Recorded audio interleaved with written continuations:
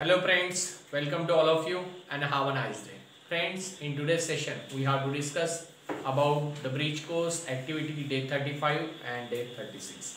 विद्यार्थी मित्रांनो, आजच्या लेक्चरला आपण डे 35 मधील ऍक्टिव्हिटी तसंच डे 36 या ज्या ऍक्टिव्हिटी आहेत त्या स्टडी करणार आहोत. म्हणजेच डे 35 आणि डे 36 यांच्यामधील एक्सरसाइज स्टडी करणार आहोत. So friends, let's concentrate. Day 35 मधील एक्सरसाइज आहे आपली, त्याच्यातला फर्स्ट क्वेश्चन आहे सॉल्व द फॉलोइंग एक्झाम्पल्स. या एक्सरसाइज मध्ये जे क्वेश्चन्स दिलेले आहेत आपल्याला ते सर्व इक्वेशन इन वन व्हेरिएबल वर आधारलेले आहेत. सो फर्स्ट एक्झाम्पल आहे पहा. फर्स्ट एक्झाम्पल दिले आपल्याला या ठिकाणी 7/6 is equal to x/30. 7/6 is equal to x/30. विद्यार्थी मित्रांनो, या ठिकाणी आपल्याला x या व्हेरिएबलची व्हॅल्यू काढायची आहे आणि व्हेरिएबलची व्हॅल्यू काढणे म्हणजे इक्वेशन सॉल्व करणं. या ठिकाणी x हा एकच व्हेरिएबल वापरलेला आहे. सो हे इक्वेशन इन वन व्हेरिएबल आहे. देयरफॉर काय होईल या ठिकाणी लक्षात घ्या, यांचा क्रॉस मल्टिप्लिकेशन होईल म्हणजे 7 × 30 is equal to x × 6. x × 6 x ची व्हॅल्यू फाइंड आउट करायची आहे. सो मल्टिप्लाइड असणारा 6 इकडे येताना डिवाइड होईल म्हणजे हे असं होईल 7 × 30/6 इज इक्वल टू x. पहा 6 ने आपण 30 ला डायरेक्टली डिवाइड करू शकतो. कसं 6 × 1 = 6, 6 × 5 = 30. या पद्धतीने आपल्याला x ची व्हॅल्यू मिळणार आहे 7 × 5 केल्यावर. 7 × 5 चं मल्टिप्लिकेशन केलं तर आन्सर येते 7 × 5 = 35. सो x ची व्हॅल्यू आपल्याला या ठिकाणी मिळाली x = 35. विद्यार्थी मित्रांनो, याच पद्धतीने आपल्याला सेकंड एक्झाम्पल सॉल्व करायचं आहे. पहा काय आहे सेकंड एक्झाम्पल दिलेलं आहे या ठिकाणी. सेकंड एक्झाम्पल दिलेलं आहे पहा 4/9 is equal to y/63. 4/9 is equal to y/63. या ठिकाणी y हा व्हेरिएबल यूज केलेला आहे, त्याची व्हॅल्यू आपल्याला फाइंड आउट करायची आहे. सो दॅट क्रॉस मल्टिप्लिकेशन करूया. 4 × 63 इज इक्वल टू y × 9.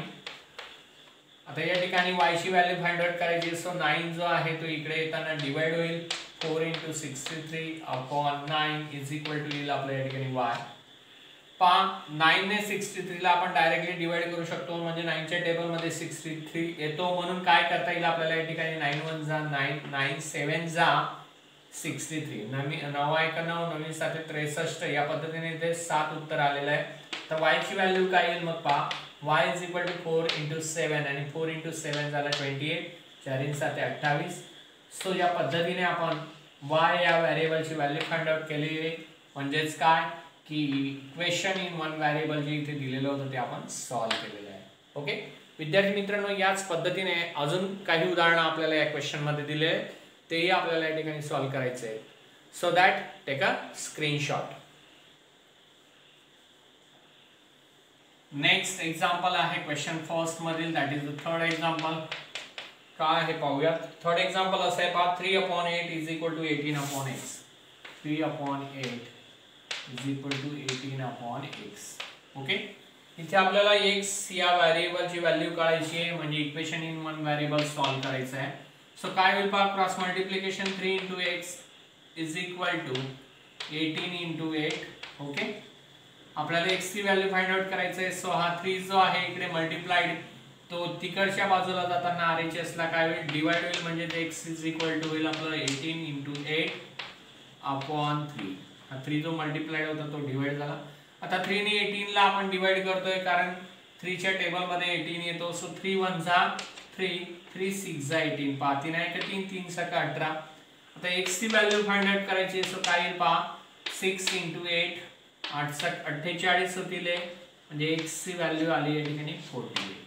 विद्यार्थी मित्रांनो, अतिशय सोपी पद्धत आहे दिलेल्या व्हेरिएबलची व्हॅल्यू काढणं म्हणजेच इक्वेशन सॉल्व करणं आहे. ओके, सो या पद्धतीने आपण equation in one variable solve केलं आहे. आता अजून एक उदाहरण आपल्याला या ठिकाणी दिलेलं आहे. नेक्स्ट एक्झाम्पल, फोर्थ एक्झाम्पल दिलेलं आहे पहा. ते असं आहे fourth example 4/8 is equal to 24/y. 4/8 is equal to 24/y. 24/y. पहा या ठिकाणी सुद्धा आपल्याला y व्हेरिएबलची व्हॅल्यू काढायची आहे. क्रॉस मल्टिप्लिकेशन करावं लागेल पहा 4 × y is equal to 24 into 8. Okay, so y ची व्हॅल्यू फाइंड आउट करायची आहे. इकडे मल्टिप्लाइड असणारा 4 RHS ला जाताना डिवाइड होईल, म्हणजेच y is equal to 24 into 8 upon 4 होईल. या ठिकाणी 4 ने आपण 24 ला डिवाइड करू शकतो किंवा 8 ला सुद्धा करता येईल. मी 24 ला करतो. कसं पहा, 4 1 जा 4 आणि 4 6 जा 24, 4 1 4, 4 7 24. या पद्धतीने 6 आन्सर आला इन द प्लेस ऑफ 24. आता या 6 आणि 8 चा मल्टिप्लिकेशन करावं लागेल या ठिकाणी. So y is equal to 6 into 8, 8 6 जा 48, 8 सा 48. या पद्धतीने y ची व्हॅल्यू आली 48. विद्यार्थी मित्रांनो, या पद्धतीने एक्सरसाइज मध्ये जो क्वेश्चन आपल्याला दिलेला होता त्याच्यातले 4 एक्झाम्पल जे होते ते आपण सॉल्व केलेले आहेत. सर्व उदाहरणांमधील दिलेल्या व्हेरिएबल्सची आपण व्हॅल्यू काढलेली आहे. तुम्हालाही याच पद्धतीने व्हॅल्यूज काढायच्या आहेत, सॉल्व करायचं आहे आपल्या ऍक्टिव्हिटी बुक मध्ये. So that take a screenshot. तर विद्यार्थी मित्रांनो, आता आपण डे 36 मधील एक्सरसाइज सॉल्व करणार आहोत. सो इथे आपण डे 36 घेऊया. डे 36 मधील ऍक्टिव्हिटी जी आहे एक्सरसाइज मध्ये दिलेली ती स्टडी करणार. इथे आपल्याला क्वेश्चन फर्स्ट असा दिला आहे. पहा, क्वेश्चन दिला आहे complete the following table. Complete the following table.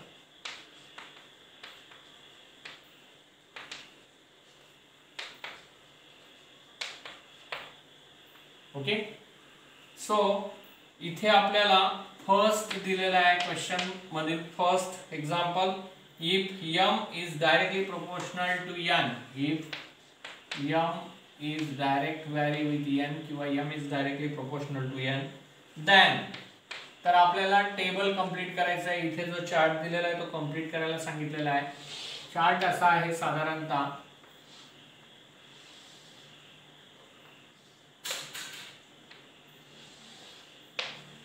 पहा, या चार्ट मध्ये आपल्याला m च्या व्हॅल्यू दिल्या आहेत न्यूमरेटरला आणि n च्या व्हॅल्यू दिलेल्या आहेत डिनॉमिनेटरला. ओके, सो फर्स्ट दिला आपल्याला 2/10 म्हणजे m ची व्हॅल्यू 2, n ची व्हॅल्यू 10. सिमिलरली सेकंड रो मध्ये आपल्याला काय दिलं आहे, सेकंड कॉलम मध्ये लक्षात घ्या 5 दिली m ची व्हॅल्यू, n आपल्याला फाइंड आउट करायचा आहे. सो इथे बॉक्स दिलेला आहे, त्याच्यात आपल्याला नंबर फिल करायचा आहे. नेक्स्ट कॉलम मध्ये आपल्याला न्यूमरेटरला बॉक्स दिलेला आहे, डिनॉमिनेटरला 60 दिलेला आहे. त्याच्या पुढे आपल्याला न्यूमरेटरला 18 दिला आहे, डिनॉमिनेटरला बॉक्स दिलेला आहे. आता आपल्याला हे बॉक्स काय करायचे, फिल करायचे आहेत आणि आन्सर्स जे आहेत या बॉक्स मध्ये प्रॉपर आन्सर ते आपल्याला लिहायचे आहेत. ओके, तर विद्यार्थी मित्रांनो, आपल्याला एक गोष्ट माहिती आहे की if m is directly varies with n किंवा m is directly proportional to n असं रिलेशन असेल तर त्यावेळेस त्यांच्यामध्ये रेशो ऑफ कॉन्स्टंट असतो. म्हणजेच if m varies with n, आपण या ठिकाणी असं लिहू शकतो if m varies with n then असं रिलेशन असेल तर त्यावेळेस काय असतं, m upon n हा रेशो कॉन्स्टंट असतो, तो आपण k हा घेत असतो. Okay, so m upon n is equal to k असतं अशा वेळेस. मग इथे पहा m upon n हा रेशो आपल्याला कन्सिडर करावा लागेल की तो कॉन्स्टंट आहे, because the variation between m आणि n is directly proportional. Okay, म्हणजे m varies directly with n आहे. सो इथे m upon n कॉन्स्टंट असतो, म्हणजे रेशो कॉन्स्टंट असतो. आणि रेशो जर आपण फर्स्ट एक्झाम्पल मध्ये लक्षात घेतला तर काय आहे तो पहा, 2 आणि 10 आहे. म्हणजे 2 ने आपण 10 ला जर डिवाइड केलं तर रेशो काय तो पहा या ठिकाणी 2 1 जा 2, 2 5 जा 10, म्हणजे रेशो येतोय आपला 1/5. m ची व्हॅल्यू जर तुम्ही लक्षात घेतली, इथे m ची व्हॅल्यू आपण घेतली 2 आणि n ची व्हॅल्यू घेतली 10. So 2/10 is equal to k. तर k is equal to काय लिहा, 2 1 जा 2 आणि 2 5 जा 10, म्हणजे k या रेशोची व्हॅल्यू येते आपल्याला 1/5. म्हणजे k ची व्हॅल्यू येते 1/5. सो इथे प्रत्येक ठिकाणी k ची व्हॅल्यू जी आहे ती कॉन्स्टंट असेल, म्हणजे प्रत्येक ठिकाणी 1/5 हा सिम्पलेस्ट फॉर्म आला पाहिजे. या पद्धतीने आपल्याला व्हॅल्यूज पुट अप कराव्या लागतील बॉक्स मध्ये. सो पहा, न्यूमरेटरची व्हॅल्यू दिली असेल तर तिला 5 ने मल्टिप्लाइड केल्यावर आपल्याला डिनॉमिनेटरची व्हॅल्यू मिळेल, आणि डिनॉमिनेटर दिला असेल तर तिला 5 ने डिवाइड केल्यावर आपल्याला न्यूमरेटरची व्हॅल्यू मिळेल. सो इथे सेकंड कॉलम मध्ये आपल्याला न्यूमरेटर 5 दिला आहे. सो त्याला 5 ने मल्टिप्लाय केल्यावर आपल्याला त्याचा डिनॉमिनेटर मिळेल म्हणजेच 25. तेव्हा हा रेशो आपला 1/5 येईल पहा. 5 1 जा 5 आणि 5 जा 25. ओके. तर आता पहा तिसऱ्या कॉलम मध्ये काय दिलेलं आहे आपल्याला 60 दिला आहे डिनॉमिनेटरला जर आपण 5 ने डिवाइड केला तर आपल्याला न्यूमरेटर मिळेल. 60/5 केलं तर व्हॅल्यू मिळते आपल्याला 12 आणि 12/60 या रेशोचा रिड्यूस फॉर्म जो आहे सिम्पलेस्ट फॉर्म तो सुद्धा 1/5 येतो. पहा 12 1 जा 12 12 5 जा 16. आता आपल्याला नेक्स्ट कॉलम जो आहे त्याच्यामध्ये 18 दिलेला आहे न्यूमरेटर. डिनॉमिनेटर काढायचा असेल तर 5 ने मल्टिप्लाय करावा लागेल 18 ला. सो 18 * 5 18 90. आता हा रेशो जो येतोय 18/90 तर हा सुद्धा आपल्याला सिम्पलेस्ट फॉर्म मध्ये 1/5 आहे पहा. 18 1 जा 18 आणि 18 5 जा 90. या पद्धतीने या व्हॅल्यूज जे इथे दिलेल्या आहेत या सर्व व्हॅल्यूज जर तुम्ही सिम्पलेस्ट फॉर्म लक्षात घेतला तर तो 1/5 आहे आणि हा कॉन्स्टंट आहे because m is varies directly with n. आलं लक्षात. तर विद्यार्थी मित्रांनो या पद्धतीने आपल्याला सेकंड क्वेश्चन जो आहे याच एक्सरसाइज मधला डे 36 मधील एक्सरसाइज मधील नेक्स्ट क्वेश्चन जो आहे सेकंड एक्झाम्पल ते आपल्याला असं दिलेलं आहे पहा. If x varies inversely with y then याचा अर्थ असा आहे की x हा y ला इन्व्हर्सली व्हॅरी होत असेल तर त्याच्यासाठी आपल्याला पुढे एक टेबल दिलेला आहे तो कंप्लीट करायचा आहे. यांचे इन्व्हर्स व्हॅरिएशन लक्षात घेऊन आपल्याला त्या टेबल मध्ये जे बॉक्सेस दिलेले आहेत ते कंप्लीट करायचे आहेत. ओके. सो फ्रेंड्स लक्षात घ्या इथे काय व्हॅल्यूज आपल्याला दिलेल्या आहेत. इथे आपल्याला x आणि y हे न्यूमरेटर डिनॉमिनेटरच्या फॉर्म मध्ये दिले आहेत म्हणजे वर x ची व्हॅल्यू आहे आणि इथे y ची व्हॅल्यू आहे. सो त्याला 4/25 4/25. ओके. सेकंड आहे पहा 5 बॉक्स दिलेला आहे नंतर आपल्याला नेक्स्ट कॉलम आहे या ठिकाणी पुढचा तो आहे बॉक्स अपॉन 10. त्याचं पुढचं कॉलम आहे पहा 50 अपॉन बॉक्स दिलेला आहे या ठिकाणी. ओके. हे बॉक्स आपल्याला फिलअप करायचे आहेत म्हणजे बॉक्स मध्ये आपल्याला प्रॉपर आन्सर जे आहे ते लिहायचे आहे.